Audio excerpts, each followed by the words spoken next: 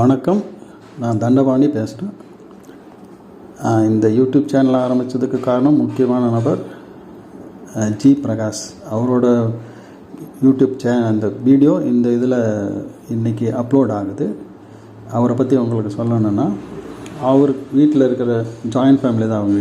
அவங்க வீட்டில் இருக்க யாருக்கு நோய் வந்தாலும் அவர் இங்கே கூட்டிகிட்டோ இல்லை ஆன்லைனில் பண்ண சொல்லி சொல்லுவார்.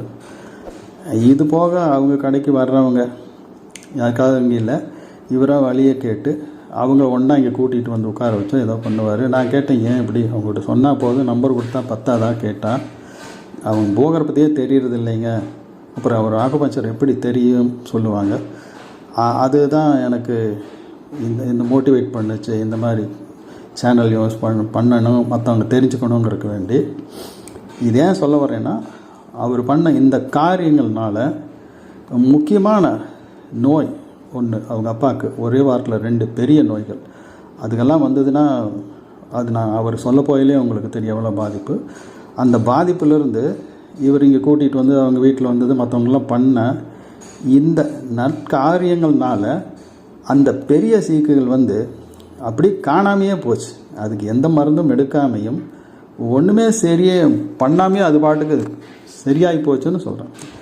என்ன காரணம்னா, முதலெல்லாம் வந்து அம்மா அப்பா மூதாதையர்கள் பண்ண பாவம் புண்ணியம் அவங்க பத்த குழந்தைகளுக்கு வரும்னு சொல்லுவாங்க. ஆனால் இவர் பண்ண இந்த மற்றவங்களுக்கு நோய் குணமாகணும்னு நினைக்கிற அந்த நல்ல எண்ணத்தோட பலன் அவங்க அப்பாவுக்கு போய் சரி பண்ணுது. அதனால் அவங்க பிறந்த குழந்தைகள் கூட நல்ல காரியங்கள் பண்ணல, வீட்டில் இருக்கிற எல்லாருக்கும் அம்மா அப்பாவுக்கும் அதனால் பிரயோஜனம் இருக்குதுன்னு சொல்ல வரேன். அதனால் இவர் பண்ண இந்த காரியங்களை, இதுக்கு பெரிய என்ன செலவு இருக்குது? இப்போ நம்ம ஒருத்தருக்கு உபகாரம் பண்ணோம், நம்ம கர்மா போகணும், ஒன்றா உணவு தானம், இல்லை உடை தானம், இல்லை படிப்பு யாராவது படிக்க வைக்கிறது, இதெல்லாம் பண்ணலாம். கோயிலுக்கு போகிறதுனால புண்ணியங்கள் வரும்னு சொல்ல முடியாது. கோயிலுக்கு போயில மன நிம்மதி அந்த இடம் கொடுக்கும், அவ்வளோதானே வெளியே.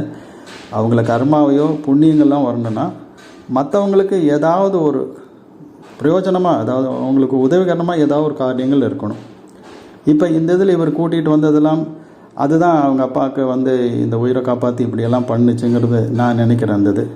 அதனால் இதே இது மற்றவங்களும் இந்த முறையை பின்பற்றி அவங்கள சுற்றி இருக்கிறவங்களுக்கு மற்றவங்களுக்கு நம்ம பிரயோஜனமாக இருக்கணும். ஏன்னா ஒரு புண்ணியம் காரியம் செஞ்சால் அது பல மடங்காக திரும்பி வருங்கிற மாதிரி. உதாரணத்துக்கு பந்தம் எரிஞ்சால் திரும்பி வர மாதிரி ஒரு நல்ல காரியம் பல நல்ல காரியங்கள் நம்மளுக்கு தான் திரும்பி கொடுக்கும்.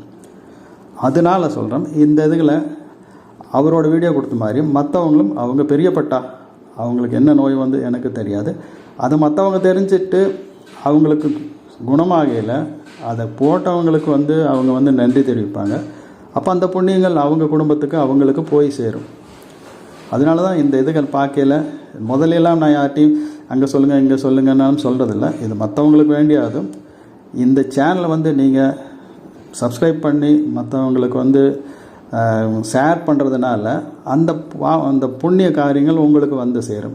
இது சொல்கிறதுல ஒன்றும் தயக்கம் கிடையாது. எனக்கு முதல்ல சொல்லக்கூடாதுன்னு நினச்சேன், இப்போ அவங்களுக்கு நல்லது பண்ணுறவங்களுக்கு சொல்கிறோம்.